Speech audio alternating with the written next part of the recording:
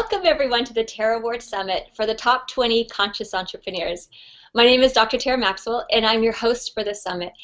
And my vision is to recognize the top 20 conscious entrepreneurs in this year. And these are leaders who exemplify quantum financial success, alignment with purpose, spirituality, and they're really making a difference on this planet. They're change makers. Just as I know all of you that are drawn to this summit are also change makers. So I really wanted to start that conversation. And I'm really excited to introduce one of the winners and guest. It's Summer McStravick. Welcome, Summer. We're so glad that you joined us. Hi. Nice to be here and to be with everybody. I want to tell a little bit about you to those that are new. Summer is the originator of Flowdreaming, and it's a technique that empowers you to define and program your future by working with the living energies of our universe. And it has a system that's become a very invaluable resource. And she has her podcast, Flowdreaming, on iTunes. And she has created and brought to you Hay House Radio. Was the director of new media at Hay House, and she did webinars and worked closely with Dr. Wayne Dyer and Louise Hay, Jerry and Esther Hicks, and many other thought leaders in the fields of self-help and spirituality. So we're really excited that you're here to share with us your message. Thanks, Tara. I'm excited too. Thank you first of all for selecting me and honoring and just kind of doing this for everybody. I think it's a brilliant idea. So I feel like yay! Thank you. Well, I really wanted to start that conversation. There's so many just really amazing entrepreneurs out there, and yeah. The theme is from turning point to tipping point, and just to give us some of that inspiration, what is your story or your turning point in your path as a conscious entrepreneur? Okay. Which one? So this question, which one? That's always my big dilemma. Like, what part of my story am I going to tell? Do I start 5 years back, or 10 years back, or 15 years back? Because you're traveling a path, and what I teach and talk about is flow, which is the path of ease. It's sort of, you can call it the divine path, the path of perfect alignment in your life. And, I look around and I see the world, the universe, it's all in an expansive, ever greater complexity, more information constantly being added to everything.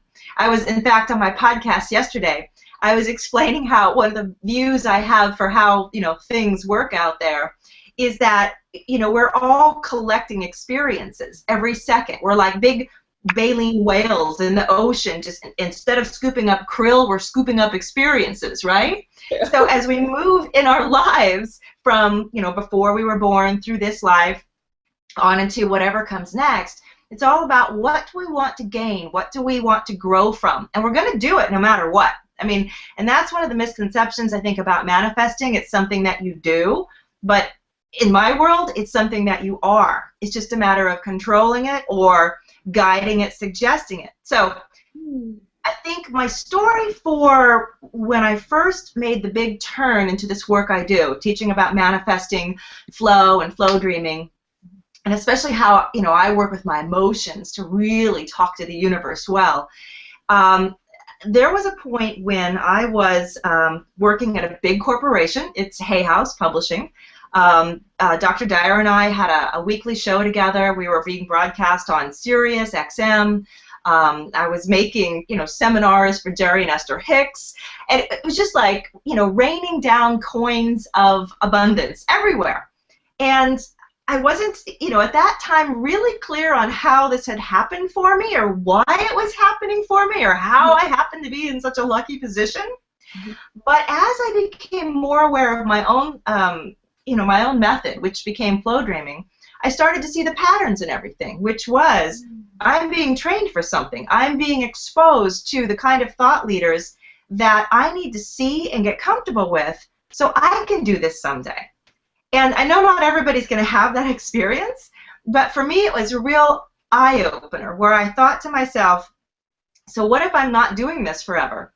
What if, this thing that I've been sort of quietly doing on the side, this flow dreaming, what if it's really leading me through all these experiences?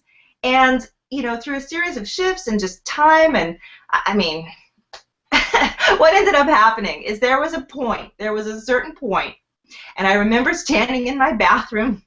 This is a weird story, and I just had the strongest feeling, the strongest kind of communication, actually, which was, Summer, you have skills, you have these crazy abilities. They've been running in your family for generations. We've set you up in the mecca of, the mind, body, spirit world. We've forced you to learn how to broadcast and be on radio and use new technology, all these things you hadn't done. And you're just going to sit around and that's it? This is the end of the road? Really? And the impression was, we've wasted our efforts on her. And it was such a stunning feeling, like, you've wasted your efforts? What do you mean? I thought I'm doing great. But the push behind it was, we want you to do this, to teach this. What we've done for you, you should tell everybody else in the world how to do, so everyone can experience this. And I thought, okay, so what if I don't want to do it? What if I don't want to run my own company? I'm sitting pretty right now. And again, it was, well, then we've wasted all of our effort on you. I mean, this is a weird tipping point or turning point, I know. Yeah. And so I finally said, okay, this is all happening in the bathroom still, after my shower. I said, all right, I will commit to this. I said, it's true. I've been brought to this point. I can tell. I can feel it. It's been just too divine, too many perfect synchronous events. And it's largely because I've been learning this stuff about flow, and I'm being given books and all kinds of stuff to teach and talk more about it. And I said, okay, if that's what I have to do next, if that's my next thing, I commit. I commit completely, 100%. Let anything happen that has to happen. I'm 100% there. And it was like, boom, boom, boom, boom. I mean, things just changed so much in the months after that. And I think for me, it was such a validating point in my life. They had to kind of guilt me into it. I say they, my flow, my greater self. But once I made that huge commitment, and that for me is, speaking of tipping points, commitment, the sign of commitment, humongous. Because once you promise like that, it was a promise to me, it was a promise to my flow, it was a promise to God, it was a promise to everything. I recognized you can't go back on it. I wasn't going to go back on it. So it didn't allow me the luxury of second guessing ever again. And I don't do it today. I mean, I just know I'm here for the ride, guys. Okay, let's go. Does that make sense? Yeah, I love that, because so what you're saying is, you didn't say like 10 years from now, I'm going to be this thought leader and founder of Flowdreaming, and this is what I'm going to manifest. You're actually happy with this smaller dream. Yeah. But then your intuition told you no. Yeah, and then it was like, no, we wasted all of this. And I had to think about that and put things together. I use my intuition. I use this empathic intuition. My mother does, my grandmother, my great-grandmother. It's like, so you were born into the right group of people who could nurture something in you. We gave you the right set of skills and talents. We put you up in the right places, and you're done? And I realized, no, I'm not even close to done. I have to just keep pushing and seeing what else is out there. And for me, it means I have to be fearless in exploring. And I have to constantly allow myself to be wrong, because if I'm always right, then I'm not really learning. So over the years, people who followed Flowdreaming and all the podcasts, I have like 400 hours, I think now, they hear me evolve as I go through my changes. And sometimes they hear how I've evolved my business and growth, and sometimes they're hearing how, a little bit about my personal life is changing, and a lot about how flow and my understanding of it is also evolving and changing. So I may discover something next year that contradicts what I'm telling people today, but I say it because that's what it is. That's what's happening for me. So that's a little bit for you. Well, tell us a little bit about, well, you mentioned about commitment. Could you speak more about that? Like how, I know you said something when we had talked previously about how you use that commitment. Yeah. Okay, so when I was learning about flow and how to teach, especially how to teach other people, I've experimented with a lot of different things. And today, because I walk people, I have mentorship programs. I teach people at different levels, and I have a big website where I have all these MP3s for people. And at a certain point, I realized it's not enough just to give them the tool to manifest with, because frankly, there's a lot of tools out there people can use. And this one is a great tool because it's so emotional. It's speaking to the universe through your heart, through your feelings. You're emotionally programming everything you want. But it's good. But what was happening is that people would get stuck at certain points, and they wouldn't ask for more. And I know because, say, in a private session with them, I'm closing my eyes, I'm with them, I'm in their flow, I'm in this state of information that we're all in. Yeah. And I'm trying to show them, you're asking for this. You could be asking for that. And they'd say, no, I don't think I could. I can't. And I realized it's not enough to learn to manifest. You've got to learn to take off, the ceiling, because otherwise what you ask for is always going to be way too low. And that got me on this whole new, area of figuring out, what is it? Why aren't people manifesting to their fullest potential? Why do they only climb a little bit and then stop and not keep going after that? So commitment for me, kind of based on my own experience, but it came out as one of the biggest ways that you can send your feelings, that you can manifest and create. When you send out the emotion of committing, and I'm always closing my eyes, by the way, because I'm used to it. I spend so much of my time in flow state that my eyes close I'm not paying attention.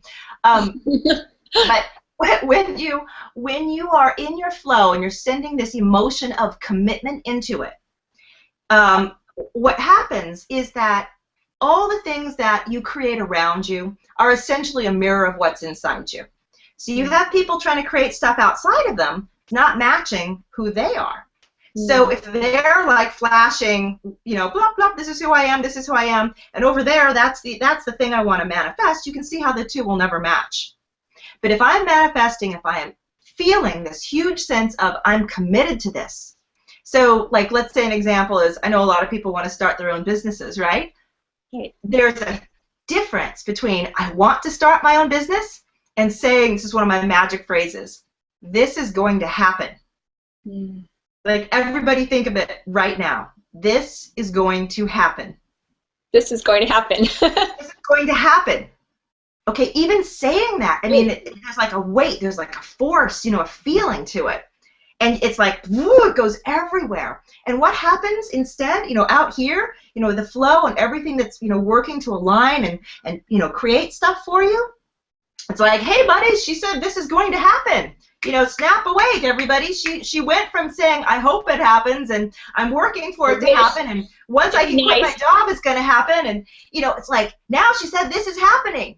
Okay, and so it's like the whole energy changes. So every time I'm looking at something that I want to have happen, I swap it and say, this is going to happen. And that freaks people out, too, because they say, well, what if it's not the right thing? Then I can't really commit. And I say, I don't care if it's the right thing or the wrong thing. As soon as you take the action of commitment, your flow, the universe is going to respond to you. And it's going to give you resistance or it's going to give you ease. Those are the two principles it works on. And if it gives you resistance and you say this is going to happen, then it's going to move you. It's going to like kind of nudge you in another direction. And you'll say, well, maybe not quite that, but this, variation of it is going to happen. But it's still, moving you along the path. And the principle, the feeling, of what you want to happen is what will happen. I love that explanation, because that was one thing I always wondered in terms of manifesting. Yeah. It's like my husband and I, we have this dream of moving back to California. That's where we're from. Yeah. But every time we think about it, I feel we know this is going to happen.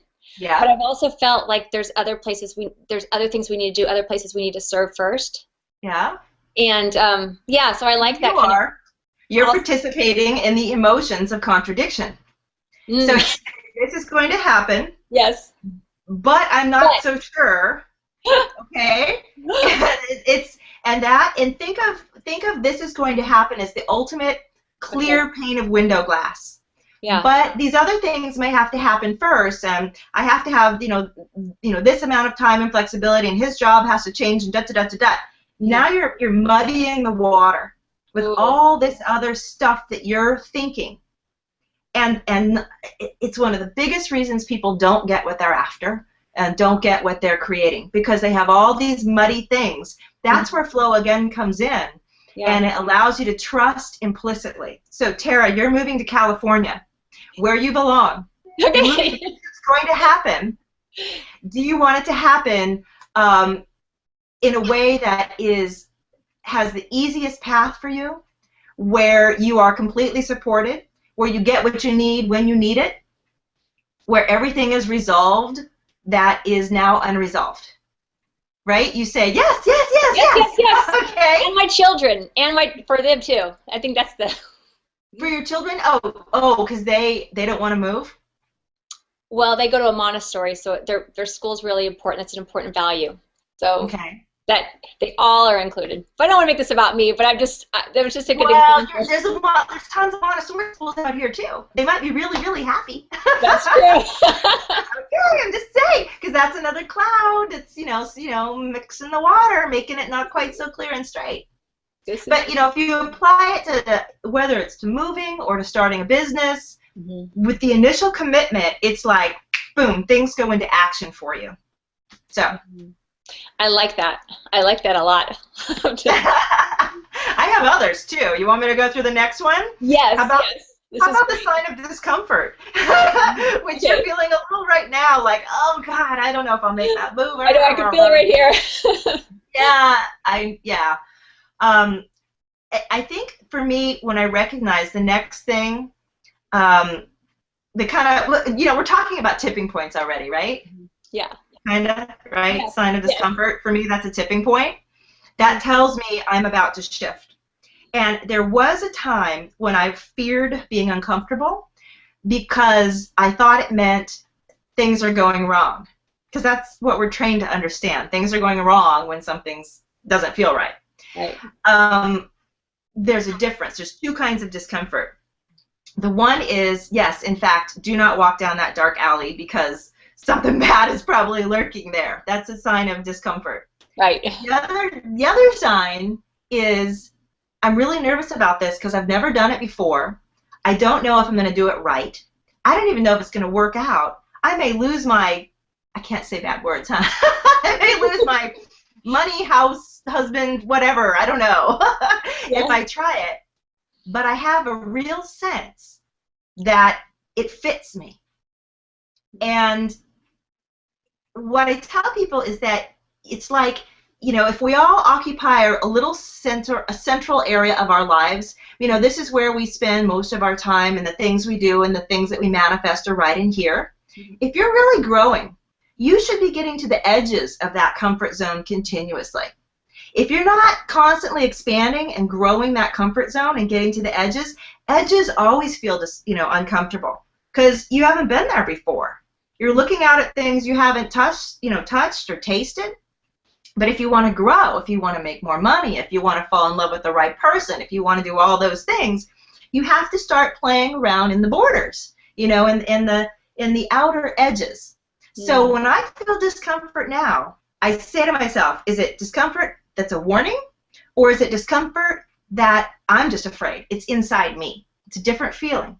If I identify that it's inside me, then I say, thank you, flow, because you're telling me that I've now grown to the point where you're offering me something new that will push me out of where I am now into a bigger playing field. And for me, it's like I feel joy and like somebody, it's like passing 7th grade, or going into high school. I'm like, I did it. If I'm being given this weird opportunity, this crazy, hard talk from somebody, and they're pushing me, and I realize I'm ready for it. It wouldn't happen if I wasn't ready to hear it. If I'm ready to hear it, that means I've aced all the stuff I've already been working on. And then it goes back to, now do you just want to sit there and linger in that place, or do you want to keep moving? Yeah, that's a really good sign. I always get excited now. Yeah, yeah, me too. Excitement. Well, first I have a freak out. And then I say, all right, let's just do it and see what happens. Yeah. Let's see what happens. And I say that a lot to myself. Mm-hmm. And then what about, I know you talked about the switch up. Yeah, okay. How does that work? Okay, so when I work with people in the flow, I'm basically teaching them a way to manifest, a way to use their emotion to communicate and to feel their future. So you're not just kind of randomly manifesting. Remember the whale in the ocean? Ooh, with his baleen. Yeah. If we're all just whales, but we all have our eyes closed, we're just scooping up experiences. Mm-hmm. And things happen in a seemingly random manner.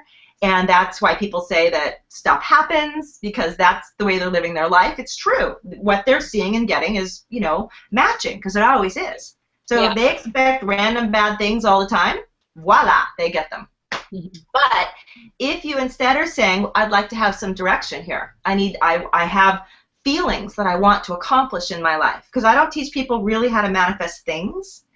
I manifest their emotional end states.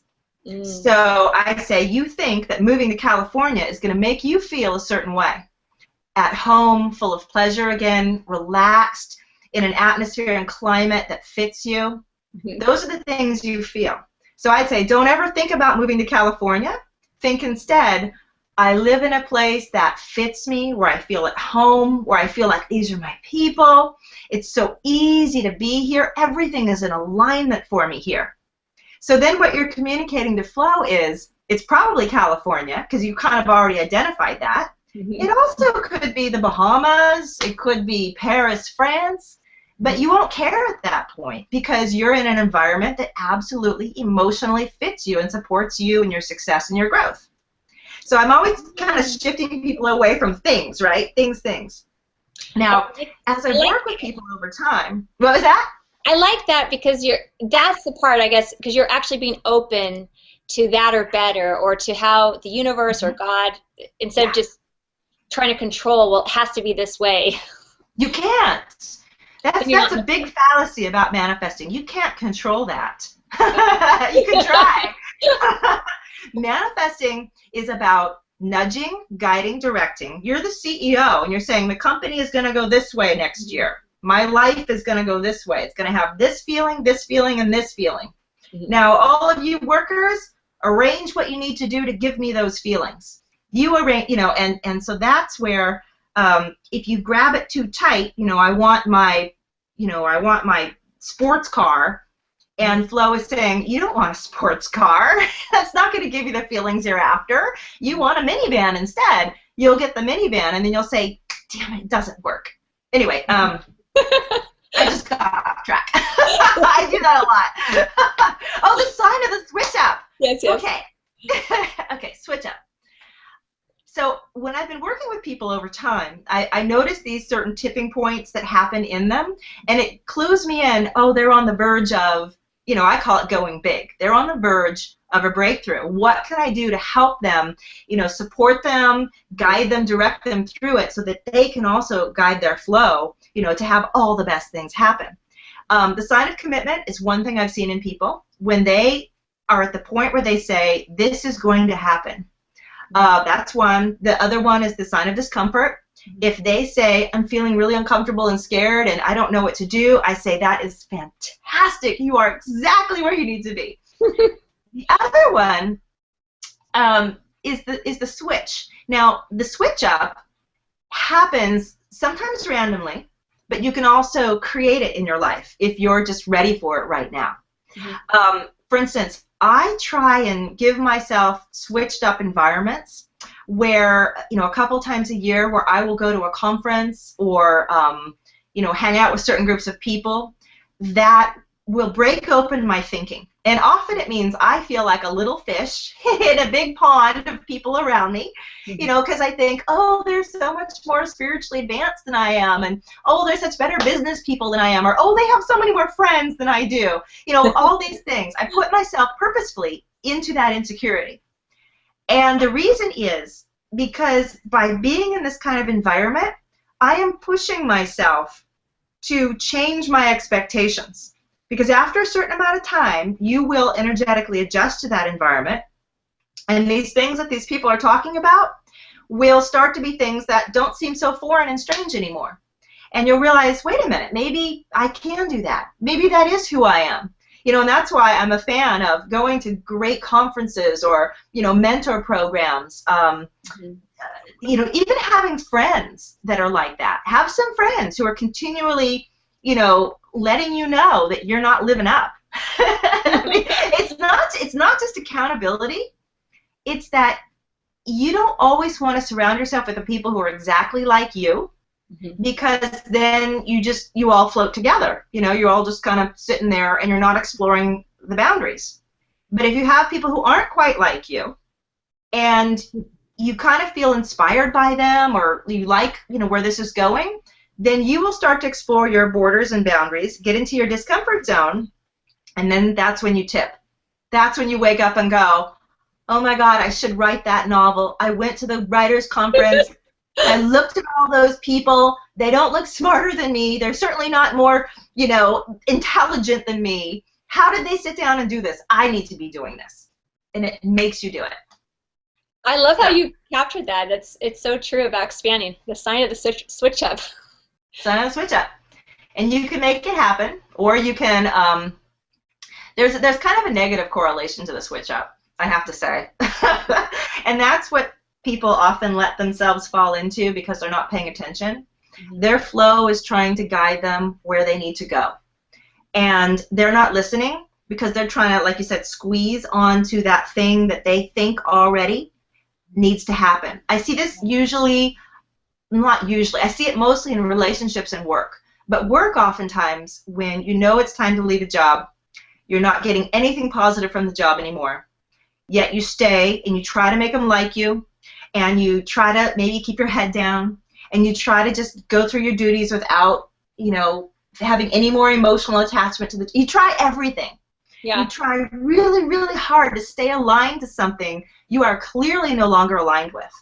And either two things will happen. You'll either sink down to the bottom, you know, energy of that workplace and become as miserable and mean as everybody else there, or that workplace is going to force you out and you're going to be fired or laid off, or you'll get some medical condition.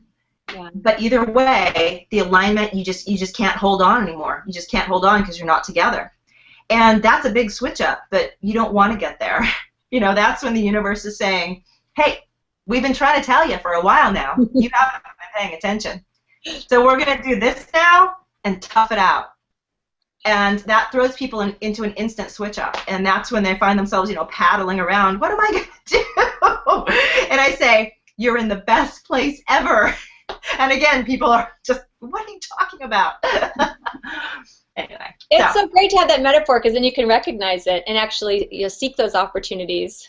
Yeah. I would rather go to a conference or join a mastermind than have the other. Yes. You know, be dumped by your spouse or boyfriend, or, you know, be fired or anything else where the alignment is just so not there anymore that your whole world gets switched up and you're just bobbling around. And because you're not consciously trying for that switch up, usually what happens is you have to adjust for a certain period of time. Like I did a podcast recently called Career Trauma or Career PTSD, where I was explaining to people, you know why you're not getting another job right away? Because you're still processing through all the pain and the emotion of the last job. And you're not going to get the job you want till all of that stuff is washed away. Because what you're feeling in here is what you're manifesting out there. You know. That's great. I know someone to share that with. Yeah. But with Flowdreaming, you can change it. You can make. I should add. I know I'm not talking enough about that, but you can make things happen for yourself so much faster. I mean, you can bring yourself to all these points, and you learn to just like surf right through them. It's exciting. I mean, I love this work that I do now, and I used to kick and scream. I will never, you know, do intuitive work and manifesting. I will never do that. You know, my family does that. I can't do that. I mean, so what is it? flow dreaming, for those out there that's kind of new, like how can they're doing a little, trying to implement it on their own. Mm-hmm. What does that mean? I will keep it very, very brief. Yeah. Flow dreaming, the actual They can look technique. more. Yeah, little tiny bit. Okay. There's a little technique called flow dreaming, and then there's this whole sort of background philosophy of why it works, how to make it work better, how to go bigger with it, all the other stuff. Go to the website and see more of it. Yeah, go to the website and see more. But otherwise, it's not meditation or hypnosis. It is a way that you talk to the universe using the language it hears and understands best, which is emotion. And sometimes I call it pre-action, the power of pre-action, recognizing that most of us are reacting all day long to everything around us. We're just reacting. Manifestors don't react, because react means you're responding to something that already happened in the past. If you're manifesting, you have to think about the future. And you have to pre-act your feelings for the future. It makes sense if you look at it in terms of dualism. And, you know, the past, the future, react, pre-act. It's perfect. Yeah. So I'm feeling everything that I want into this flowing state. And I use daydreaming. I basically teach it. It's very easy and simple to learn. The complexity comes in, how do I do this well? How come I'm trying it in an area of my life and it's not working? Then I'll say, come here, you know, come read my blog, come listen to my podcast, let me help you. I have all these recorded. In fact, Tara, I have an MP3, which is finding my ideal, making an easy move and finding my ideal house. Oh, so perfect. That one. I'll look at that one. And it guides you through how I would speak to the flow to have that occur. Keeping in mind, like we said, that you don't want to like clamp down on that little house of yours in California. You want to instead say, I feel the warmth, I feel the beauty, I feel the space. It's a different way of forming things. Beautiful, yeah. Beautiful. Well, thank you so much for everything that you've shared. I mean, there's a lot of great concepts that I know that I can implement, and those that are listening that you all can try to. I know you also said that you had a gift to share with the audience. Yeah, I do. And it's kind of like what I was just talking about. It's an MP3, and it's beautifully produced. Yay! Because I come from the audio and radio world, right? So it's got gorgeous music and everything. And what it will do is help you understand where you are in your life right now, and put you on the right track. It will put you back into alignment. It will help you find and feel your flow. I mean, just imagine for a minute, what would it be like right now if you felt purely in, you know, divine source, if you felt like every decision I make is going to lead to the next best decision, that there's not much I can do that's going to go wrong, that the situations around me right now that feel stuck or I can't resolve them, they're resolving. They're resolving by themselves already. Okay, that's what this flow dream does. It puts you in that state. It lets you absolutely feel it. And the beauty of flow and flow dreaming is that, unlike, say, with meditation or other things that can take a while to learn, you know, lots of practice, with flow, it utilizes this natural ability already inside of you. And it just brings you right there. It opens you to all these feelings. It puts you in alignment. And it sets up, like, the rest of your day, the rest of your week. Instead of having all that, you know, chaotic stuff that you weren't paying attention to, everything is now smoothed out and in a place of ease for you. So that's my free sort of introduction, because I want people to feel this. You have to feel it. To know if you're going to become, you know, enamored by it, in love with it, the way I am. Thank you. I know it's very powerful. And thank you for sharing that with us, Summer. Thanks, Sarah. It's been fun playing together and hearing about your story and your message, and getting a peek into flow dreaming. Thank you. Thank you for having me. Okay. And I want to thank you all for joining us today on the Tera Award Summit. I hope that you have an amazing day. Bye.